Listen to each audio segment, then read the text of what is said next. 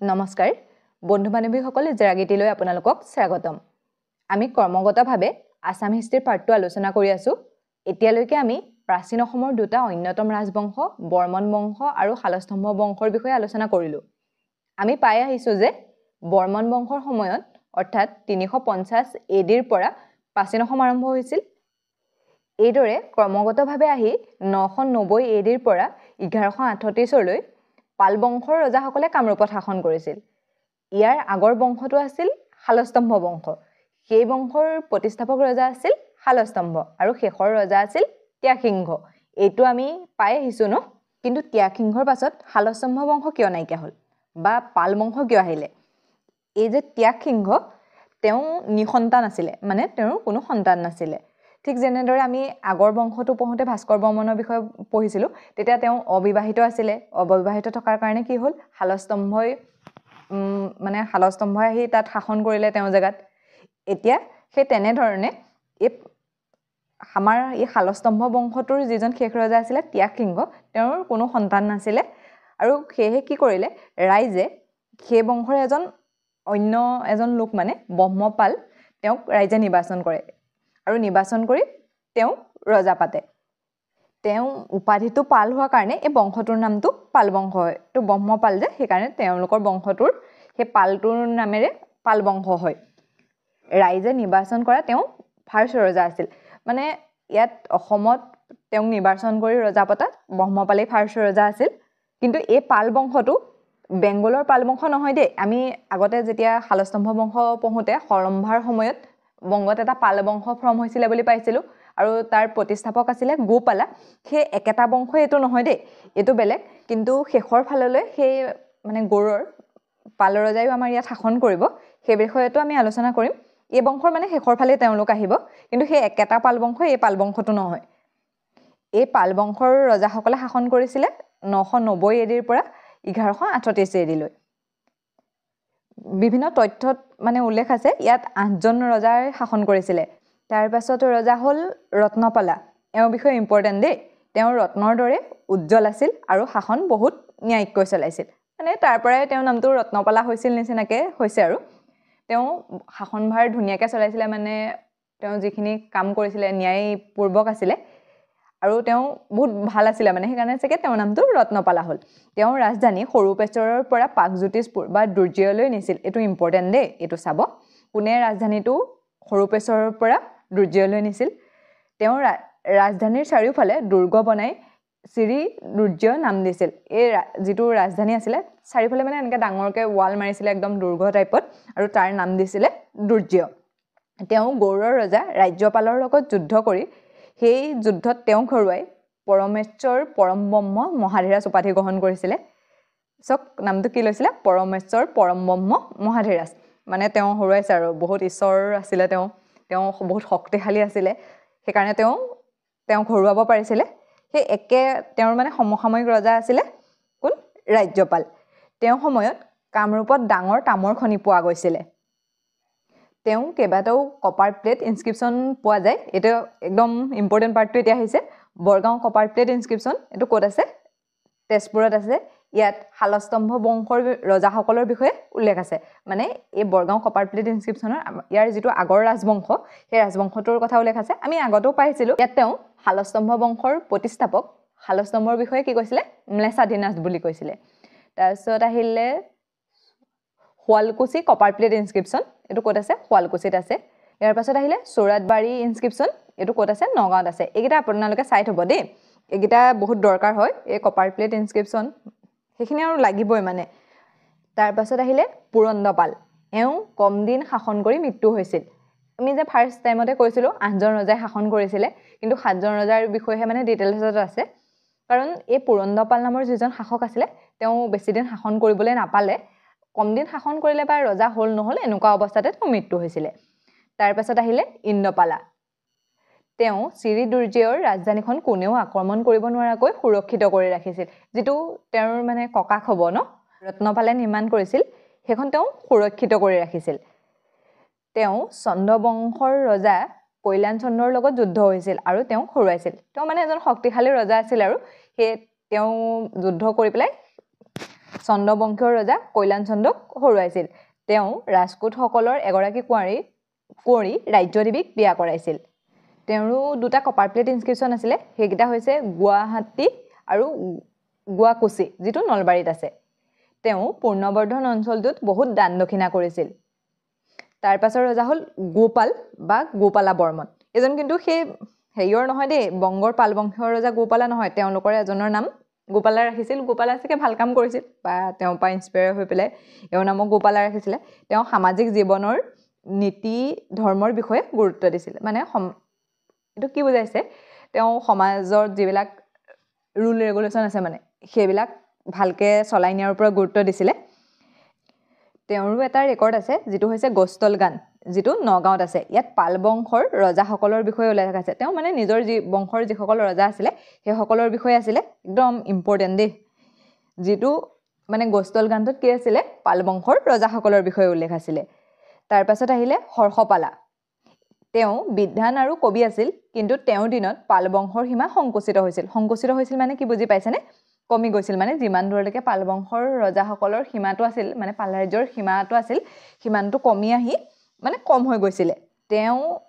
কিয়নো তেওঁৰ সময়ত ইষ্ট বেংগলৰ বৰ্মন বংশৰ ৰজা জটা বৰ্মনৰ লগত যুদ্ধ কৰি হাৰিছিল মানে জটা বৰ্মন নামৰ বৰ্মন বংশৰ এজন ৰজা আছিলে এইটো আকৌ বৰ্মন বংশ মানে আমি যে যিটো ফাৰ্ষ্ট বৰ্মন বংশ পাইছিলোঁ সেইটো নহয় দেই এইটো ইষ্ট বেংগলত থকা বৰ্মন বংশ সেই বৰ্মন বংশৰ এজন ৰজা আছিলে জটা বৰ্মন আৰু সেই জটা বৰ্মনৰ লগত যুদ্ধ কৰি তেওঁ হাৰিছিল ইয়াৰ উপৰিও তেওঁৰ দিনত চালুক্য ৰজা বিক্ৰমাদিত্য ষষ্ঠই আক্ৰমণ কৰিছিল আপোনালোকৰ আৰু এটা কথা মনত আছেনে ইয়াৰ আগতে কোনোবা এজন ৰজা চালুক্য ৰজাৰ লগত হাৰিছিলে কোন হাৰিছিলে বাৰু শ্ৰীহৰ্ষ সেই শ্ৰীহৰ্ষই চালুক্য ৰজা কাৰ্তিক দ্বিতীয়ৰ লগত হাৰিছিল আৰু এবাৰ কোন হাৰিলে হৰ্ষপালাই বিক্ৰমাদিত্য ষষ্ঠৰ মানে আক্ৰমণ কৰিছিল আৰু তেওঁক আক্ৰমণ কৰি ৰাজ্য কাহিনীছিলে সেইকাৰণে তেওঁৰ ৰাজ্যখন সৰু হৈ পৰিছিলে ইয়াৰ পাছত আহিলে ধৰ্মপালা তেওঁ হেৰুৱা ৰাজ্যৰ সীমা পুনৰ উদ্ধাৰ কৰিছিল মানে এওঁ শক্তিশালী আছিলে এওঁ এইসকলৰ লগত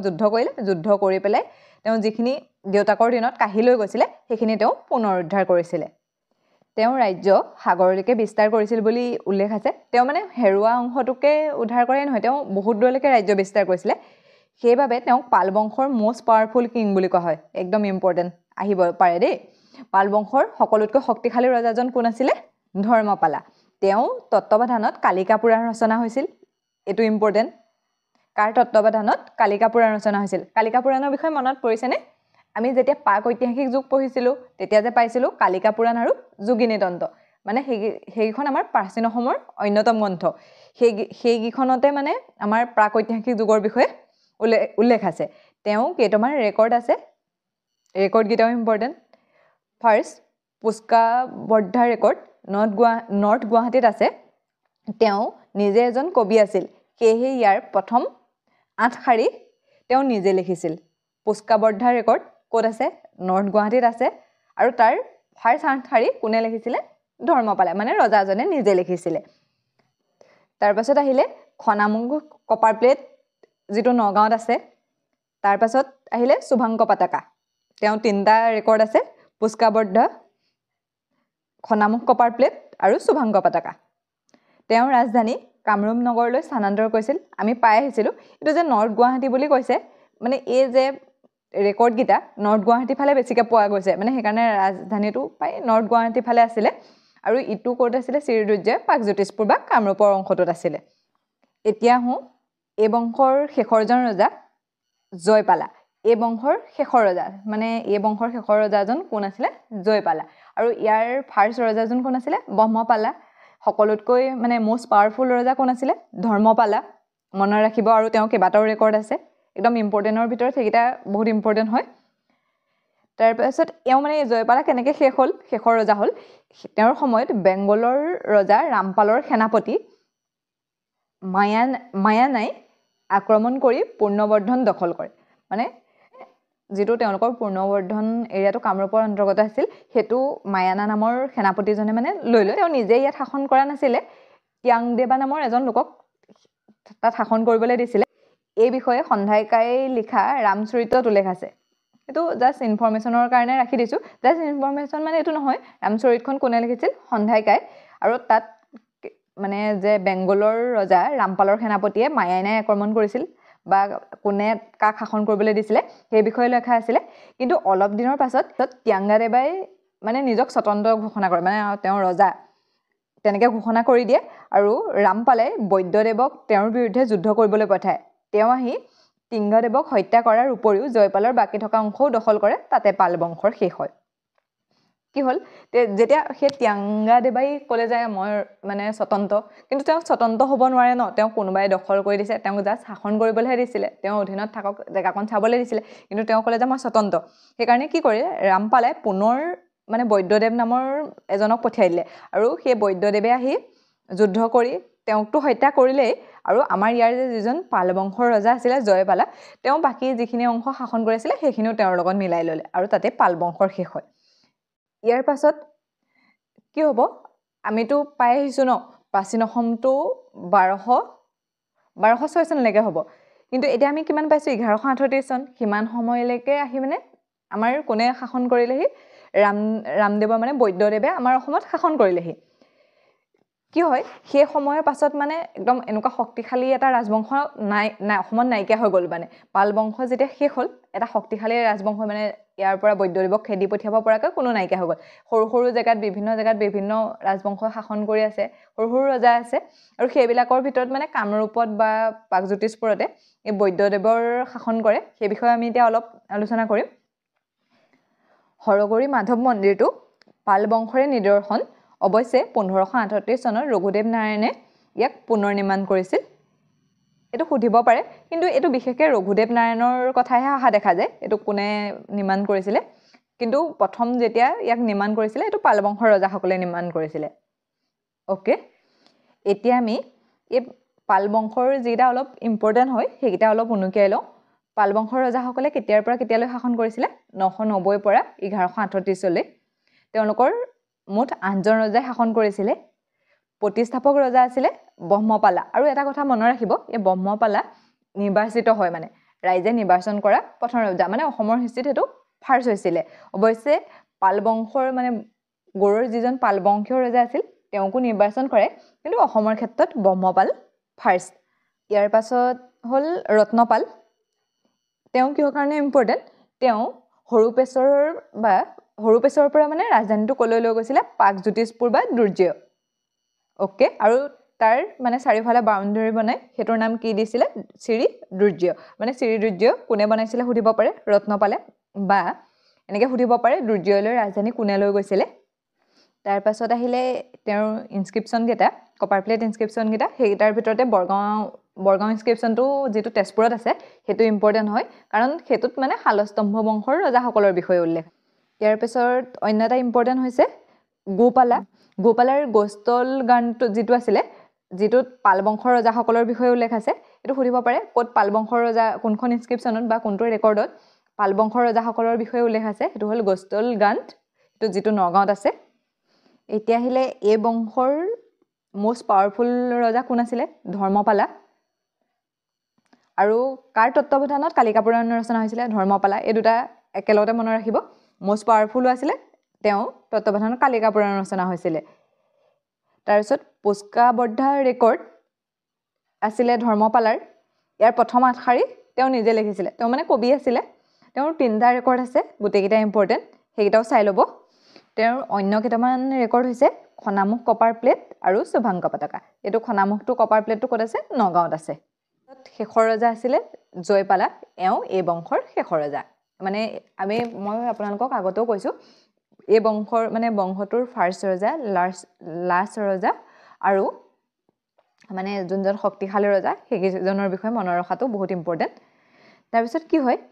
এই জয়পালাৰ পিছত আমাৰ এই বৈদ্যদেৱ নামৰ যিজনে ৰামপালাৰ যিজন সেনাপতি বৈদ্যদেৱে অসমত শাসন কৰে এতিয়া আমি মানে গৌড়ৰ যিসকল পালবংশীয় ৰজাই আমাৰ ইয়াত শাসন কৰিছিলে তেওঁলোকৰ বিষয়ে অলপ আলোচনা কৰিম এতিয়া আমি পঢ়োঁ কামৰূপৰ শাসকসকলৰ পাছত মানে পাল বংশৰ পাছতো আমি এটা ৰাজবংশই অসমত শাসন কৰা নাইকিয়া হৈ গ'ল বুলি গম পাইছোৱে এতিয়া সেই তাৰ পাছত কোনে কোনে শাসন কৰিছিলে গৌড়ৰ পালবংশীয় ৰজা ফাৰ্ষ্ট টাইম গৌড়ৰ পালবংশৰ ৰজাসকলে শাসন কৰিছিলে বেংগলৰ ৰজা ৰামপালৰ এজন সেনাপতি বৈদ্যদেৱে অসম আক্ৰমণ কৰি জয়পালাক হৰুৱাই কামৰূপত শাসন কৰিছিল এইটোতো আমি এতিয়া পাই আহিছোঁ ফাৰ্ষ্ট এতিয়া আমি বৈদ্যদেৱৰ বিষয়ে আলোচনা কৰোঁ তেওঁ প্ৰথম গৰুড়ৰ পাল বংশৰ ৰজা আছিল আমাৰ অসমত মানে শাসন কৰা প্ৰথম গৰুড়ৰ পাল বংশৰ ৰজা কোন আছিলে বৈদ্যদেৱ তেওঁ গুৱাহাটীৰ বৈদ্যগড় নামেৰে বৰ্তমানো এটা গড় আছে এটো শুনিছে চাগে ন গুৱাহাটীত বৈদ্যগড় বুলি এটা গড় আছে হেতু কাৰ লগত জড়িত বৈদ্যদেৱ যিজন গৰুড়ৰ পাল বংশৰ ৰজা আছিল তেওঁ অসমলৈ অহাৰ পাছত অসমত বৌদ্ধ ধৰ্মৰ বিকাশ হয় ইয়াৰ প্ৰমাণ তেজপুৰৰ শ্ৰীসূৰ্য পাহাৰত থকা বৌদ্ধিক স্তূপসমূহ মই আগতে আপোনালোকক কৈ আহিছো ন যে গৰুড়ৰ যিসকল পাল বংশীয় ৰজা আছিলে তেওঁলোকে বৌদ্ধ ধৰ্ম মানিছিলে আৰু সেই যেতিয়া আমাৰ ইয়াত পাল বংশৰ ষ্টাৰ্ট হৈছিল তেতিয়াৰ পৰা আমাৰ অসমখনত অকমান বৌদ্ধ ধৰ্মৰ প্ৰভাৱ পৰিছিল বৈদ্যদেৱ আমাৰ ইয়ালৈ যেতিয়া স্থায়ীকে আহি গ'ল তেতিয়াৰ পৰাতো ইয়াত বৌদ্ধ ধৰ্মৰ বহুতখিনি প্ৰভাৱ পৰে আৰু হেতুৰ প্ৰমাণ ক'ত আছে শ্ৰীসূৰ্য পাহাৰত থকা বৌদ্ধিক স্তূপসমূহ তেওঁ ফণি নামৰ এখন কপাৰ প্লেট ইনস্ক্ৰিপচনো আছে তাৰ পাছত আহিলে ভাস্কৰ বৈদ্যদেৱৰ পাছত খুব কম নিম্নৰ কাৰণে ভাস্কৰ বুলি এজন শাসকে শাসন কৰিছিল তেওঁকো গৰুড়ৰ পাল বংশীয় ৰজা বুলি অনুমান কৰা হয় মানে এওঁলোকৰ বিষয়ে ইমান বেছি ডিটেইলছন নাই বা যিখিনি আছে ইমানখিনি পঢ়িলো আমাৰ কাৰণে হৈ যায় এতিয়া তাৰ পাছত আহিলে ভাস্কৰ তেওঁ সেই মানে গৰুড়ৰ পাল বংশৰে শাসন আছিল তেওঁ বৈদ্যদেৱৰ পাছত তেওঁ শাসন কৰিছিল আহিলে বংগৰ চন্দ্ৰবংশীয় ৰজা মানে গৰুড়ৰ পাল বংশীয় ৰজাসকলে শাসন কৰাৰ পিছত অলপ দিনৰ কাৰণে বংগৰ চন্দ্ৰবংশীয় ৰজাসকলে অসমত শাসন কৰিছিলে সেই সকলৰ কেজনমান হৈছে ৰায়াৰীদেৱ এওঁ চন্দ্ৰবংশৰ প্ৰতিষ্ঠাপক আছিলে মানে এই ৰায়াৰীদেৱ নামৰ যিজন ৰজা আছিলে তেওঁ আহি ইয়াত মানে চন্দ্ৰবংশৰ প্ৰতিষ্ঠা কৰিছিলে তাৰপিছত আছিলে উদয়কৰ্ণ তাৰপিছত আহিলে বল্লভদেৱ তেওঁ এখন কপাৰ প্লেট ইনস্ক্ৰিপচন আছে তাত তেওঁ উদয়কৰ্ণক দেউতাক আৰু ককাক ৰাইৰিয়াদেৱ বুলি উল্লেখ কৰিছে ইমান এখিনি আপোনালোকে এবাৰ ইনফৰমেশ্যনৰ কাৰণে চাই থব ঠিক আছে আজিলৈ ইমানতে এৰিছো ইয়াৰ পাছত আমি মধ্যযুগীয় অসম বা মেডিয়েভেল হিষ্ট্ৰী অফ আসাম লৈ আপোনালোকৰ মাজলৈ আহিম তেতিয়ালৈকে থ্যাংক ইউ